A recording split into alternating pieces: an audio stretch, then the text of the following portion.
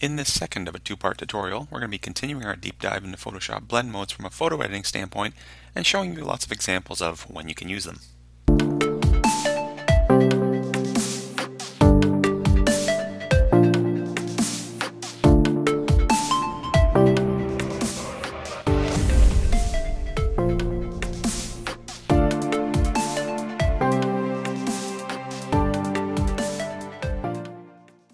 Hi there, Michael Voloshinovich here with part 2 of our Photoshop tutorial on blend modes. You can find me on Facebook at facebook.com/vibrantshot. So in this episode, we're going to be continuing our look at the various blend modes that are useful to photographers, and we're going to be going through the scenarios of when you would use them. So if you haven't watched part 1 of this tutorial yet, there's a link to it below, and I encourage you to take a look at that first. In part 1, we essentially covered the first 3 blocks of blend modes here, the normal blend modes, the darkening blend modes, and the lightening blend modes. And today we're going to be wrapping up by covering the remaining sections over here, and in particular the most useful one I think is this middle block with overlay, soft light, and vivid light, linear light, are really useful blend modes for photographers. And then of course we'll wrap up with these color-based blend modes at the bottom here. So we've got a lot of information to cover, and let's go ahead and get started. So just as we talked about in our previous tutorial, where the first, essentially this second block over here is operates on anything that is darker than white, and our third block essentially operates on anything that is lighter than black. Our third section with the overlay soft lights, that essentially operates on anything that is lighter or darker than middle gray, so essentially 50% gray. So if we go down to our overlay layer over here, we see we have this 50% gray layer activated, and essentially if we toggle that on and off, we see that it has no effect. Now if we turn on this gradated layer that you saw so many times in the first part, we turn that on, essentially what we see is that anything that is light is becoming more light, and essentially anything that is dark is becoming more dark. So essentially what overlay is it's a combination of the screen and multiply blend modes. So just like with screen, essentially anything that was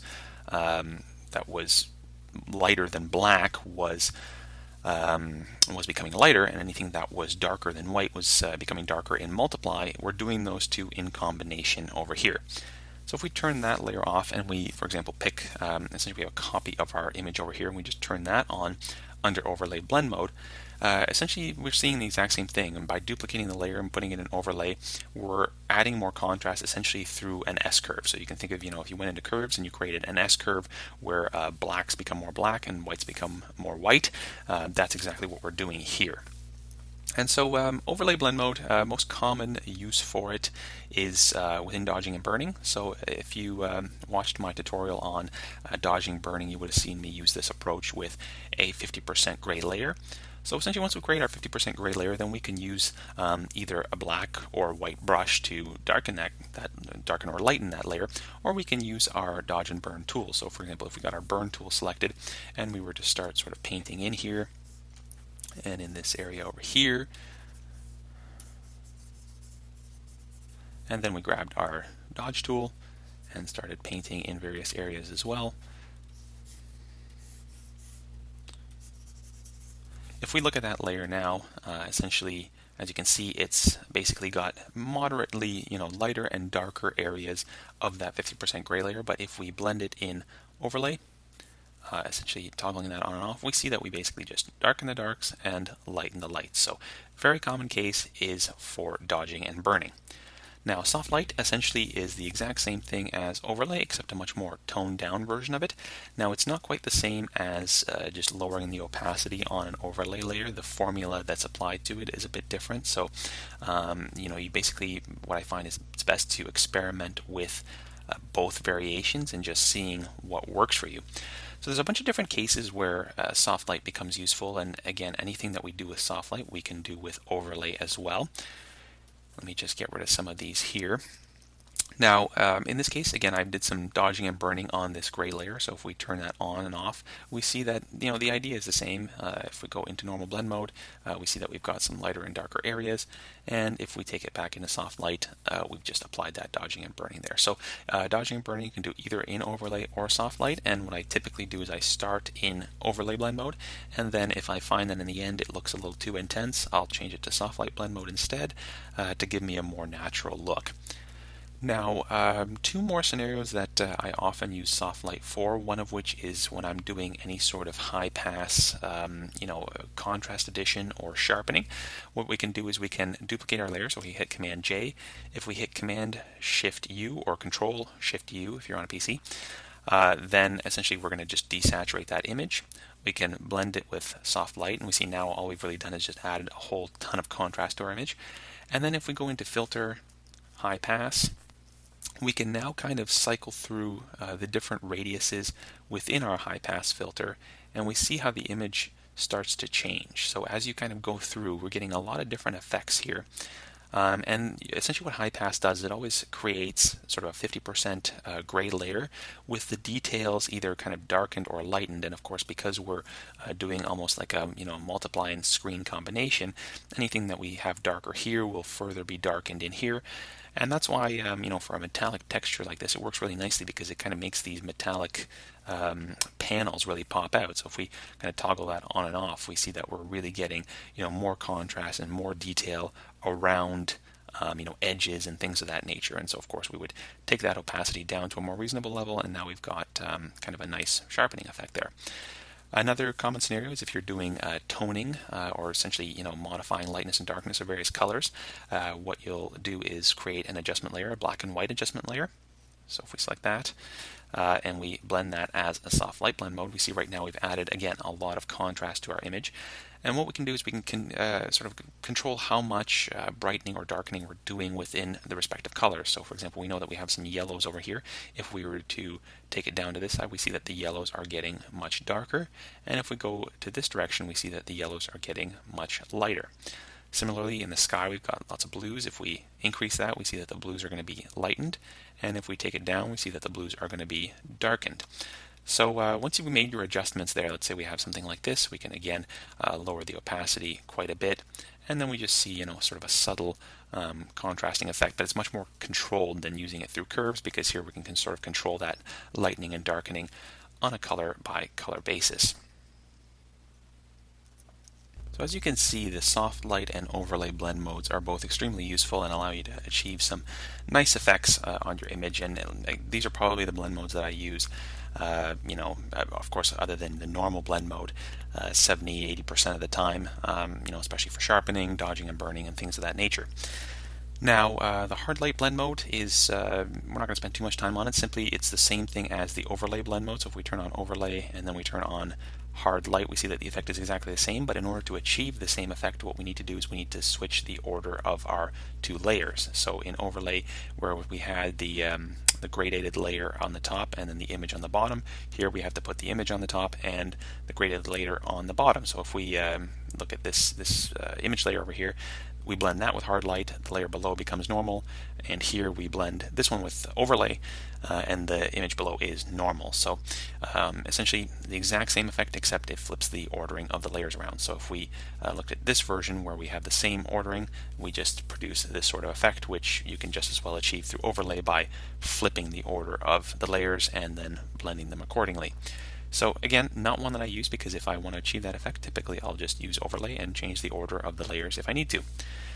Now, vivid light and linear light are essentially, you can think of them as combinations of those color dodge, color burn, and linear dodge, linear burn methods that we had. So with vivid light, essentially it is a combination of color dodge and color burn, and of course remember we used color dodge if we wanted to bring in color into the shadows, and we used color burn if we wanted to bring in color into the highlight. So basically that's just doing it, except it's doing it based on the neutral gray layer. So anywhere where we have color that's lighter than neutral gray, it's of course going to affect the darks, and then anywhere where we have color that is darker than the neutral gray, it will affect the lights. So again, blending with neutral gray does absolutely nothing. And if we, for example, blend with this layer over here, we see that we're essentially doing just that, where we're sort of bringing out color in our highlights or color in our shadows. Now, again, before we were sort of using these to adjust colors in our highlights and shadows, I don't typically use vivid light or linear light to do that in the same sense. The only thing I really use, because if I do want to bring out some color in highlights, then I'll use color burn instead, or if I want to bring in color into the shadows, I'll just use color dodge and just kind of independently control those. I'll never really do them as a combination because it's just kind of harder to think about it, in the context of the neutral gray layer. So don't bother using it for that. Where it is useful though is again with high pass filter sharpening. So if we have our image layer over here and we activate our high pass layer, we see that it creates a really sharp edge around all of the details, and anywhere where there's sort of changes and contrasty points, we get a lot of sharpening. And so to do that, all we're going to do is we're going to duplicate our layer, hitting Command J or Control J, go into Filter, Other, High Pass, and we're just going to drop that down to around 2 pixels in my case here, depending on what the resolution of your image is. You can even drop it down a little bit more. Click OK, blend it as vivid light, and then we see we've just introduced some sharpening into our image. And of course we can just take down that opacity if we think it's a little too intense. And essentially, linear light is exactly the same thing. Again, we've sort of intensified things with linear light. So if we take the same high pass adjustment with linear light, let's just turn off some of these different things over here. We see that the degree of sharpening is much higher. So if we actually created again another duplicate of our image and we applied the same high pass filter sharpening and blended it with linear light, we see that the effect was not this intense with vivid light. It's much stronger over here. So again, we can take down the opacity if we want, and it really just depends on, again, what effect you're looking for. Just like we did with soft light and overlay, they both kind of operate the same way, except the degrees are a little bit different. So just experiment and see what works best for you. Now, linear light's also used when we're doing frequency separation. So you can see my tutorial on frequency separation and makeup adjustment. You'll remember that we had to blend the layer that we used apply image on, essentially to extract the high frequency content of our image. That was blended with linear light as well. So again, anything neutral gray where we're bringing out contrast, linear light and vivid light are great for that. Now, we do have a bunch of other blend modes here. We have, the ones at the bottom over here, so the difference in color-based blend modes. If we look at some of these arithmetic adjustments, I'm going to actually skip through most of these over here, the exclusion, subtract, divide, just because I never use them. So the only one we're really going to look at is this difference blend mode over here. So turning off all of our different layers over here, and we turn on our difference blend mode, what we see is that essentially if we take this off, we've got our original layer, and if we look at this layer over here, we have basically a brighter version of that layer. And again, if you look at my video on multiple exposure blending, I talk about difference blend mode, and essentially where I use it is to align 2 layers together. So if I've got this bright layer and I've got a darker layer below it and I want to get those 2 aligned, we see that if we blend with difference blend mode and we start to kind of, we use our move tool and we start to adjust, we see that once we've kind of aligned them perfectly, we get this sort of image where we don't have those white bright lines. So it's really nice for adjusting that. And I mean, if we had the exact same, we had a perfect copy of that image and we blended that with difference, essentially what we're going to get is we're going to get a black image. So if we move that around, we see that right now we've got some differences in the pixel values, but as we perfectly align it, it goes to black. And so that's really the only thing that I use difference for. It's just for aligning the 2 images, but I would never actually use it to produce some sort of end effect within my image. I really just use it as a temporary blend mode to perform my alignment. So finishing up, we're going to take a look at some of these color-based blend modes. So let's tuck this section away here, and if we go into here, essentially the color-based blend modes break down into luminosity, saturation, hue, and color. And basically it's important to understand what each of those values means before we actually talk about the adjustment, or I should say the blend modes themselves. Now if we go into our color palette, essentially the hue is anything sort of up and down this line here. So that's essentially our color selection. Now if we go across this way, we're essentially adjusting our level of saturation within that particular hue, and if we go up and down, we are adjusting the lightness or luminosity of that hue. So basically that's what these blend modes operate on. If we go into our luminosity blend mode and we activate that, essentially what happens is we are essentially taking the luminosity value from our active layer and preserving the hue and saturation from the layer below it. So if we go into this layer, for example, here, and we check this on, essentially all we're really doing is we're taking whatever the luminosity value of that layer is and applying that to the image, and the saturation and hue from the bottom image kind of just go through. So obviously it creates an effect that is not terribly pleasing here. And if we essentially toggle this on and off, we see that these are both actually the same color, but they have different luminosity values. So as you can see, this one with a brighter luminosity makes a brighter image in the end, and the one with a darker luminosity creates a darker image. So we're just copying that over, and it really doesn't matter what color we select there. I mean, for example, if we look at example 2, we see that we have two completely different colors, but if we toggle them on and off, we still get the same effect because both values have the same luminosity. So kind of going in between those, we see that the effect is the same, but even though the colors are different. So if we turn that off, you're probably wondering, where is this actually useful? So I'll tell you, the case where I use luminosity blend mode the most is when I'm creating adjustment layers, and that's really the case for all of these different values. They're quite useful when you're creating adjustment layers, because then you can take that adjustment layer's effect and apply it only to a certain portion, whether it's the luminosity, the saturation, the hue, or the color. And so, for example, I've got this curves adjustment over here, and if we turn that on, we see that under a normal blend mode, essentially what this curves adjustment is doing is it's darkening my image.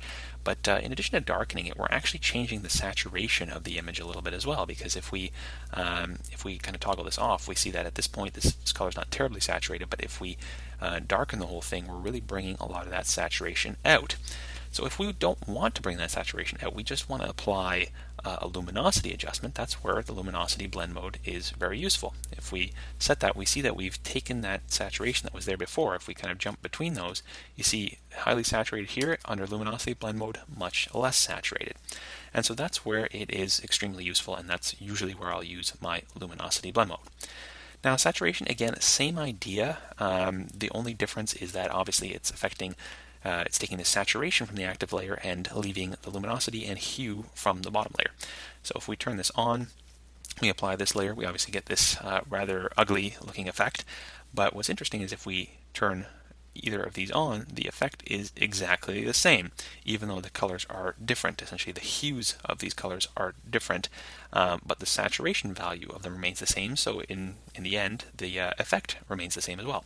Now we can kind of do the same thing that we did with that same adjustment layer. If we turn this on, we see that we've essentially, this is, as you can see, the same adjustment layer we had before, but all we're doing now is we're not really affecting the lightness or darkness of the image at all. All we're doing is we're bringing out the level of saturation that we had before. So where in the luminosity blend mode we changed it to luminosity to not change the saturation, only to change the lightness, here we're really only adopting the saturation change of that curves adjustment instead of its brightening or darkening effect.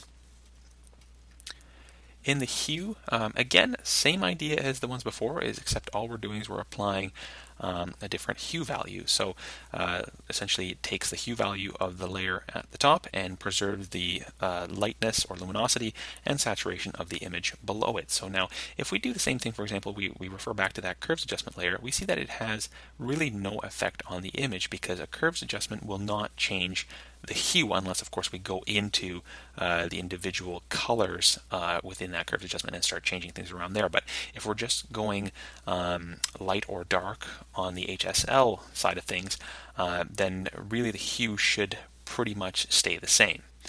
So in this case, has absolutely no effect. Now if we go into these top layers over here, we see that essentially these two images once again produce the same effect, because essentially what we've done here is we've kept the same hue between them, but we've just changed saturation or lightness between them. So the end effect is still going to be the same because the hue hasn't changed. So when would you use hue? To be honest, the only place I really use the hue adjustment layer is if I'm creating check layers for compositing multiple images. If I want to check and sort of compare whether the hue is the same between my subject and my background, you can create various check layers in there, but that's really a subject for another tutorial. So not one that you're going to use too often to achieve an end effect, but for those check layers it can be quite useful. Now the final one, our color adjustment layer. Essentially, this one, it takes both the hue and saturation from our active layer and preserves the luminosity from the bottom layer. So if we sort of apply this, we see that the color comes through much more than it did with just hue or just saturation. Well, obviously with saturation, the end effect was not pretty when we started merging it with these two layers. So, hue will bring in a little bit of the color, but if you want to really bring in a color cast, the color blend mode is the best way to go. And like I said, that's really where I would use it, is to apply a certain color cast to my image. And so if we kind of go between these two layers, we see that the effect is, in this case, we get a much more intense red. Why won't you stay at 100%? There we go. So if we toggle that between them, we see that the deeper red obviously creates a deeper effect over here. It's not quite as saturated, and this more saturated color creates a more saturated final image. So again, useful for color casting. Now, if we compare with our curves adjustment here, we have our curves adjustment here, which is our saturation curves adjustment. And we see again that we've seen this one before, and it's just bringing in the saturation value from that curves adjustment. Now, if we were to activate the color-based version of that same curves adjustment, we see there's really no difference between them. If we kind of toggle through, they're the same, because again, we know that hue really doesn't change because of this curves adjustment. Only thing we're changing with the curves adjustment is the level of saturation. So even though we're blending with color, since hue is the same within this adjustment layer, there's no change to the final image between these two different blend modes. So hopefully that all made sense with these color-based adjustment layers. I know they can be a little bit tricky, but again, their usefulness is primarily within adjustment layers, color casting for the color blend mode, and for doing check layers on composite images for hue. And I know we've also covered a lot of material between these two different tutorials, and hopefully you found it useful and you understood everything. Hopefully it didn't confuse you even more. But that pretty much concludes our coverage of these different blend modes, and we will see you next time. Don't forget to sign up, subscribe to our YouTube channel to make sure you don't miss any future videos, and also follow us on Facebook at facebook.com/vibrantshot. Bye for now.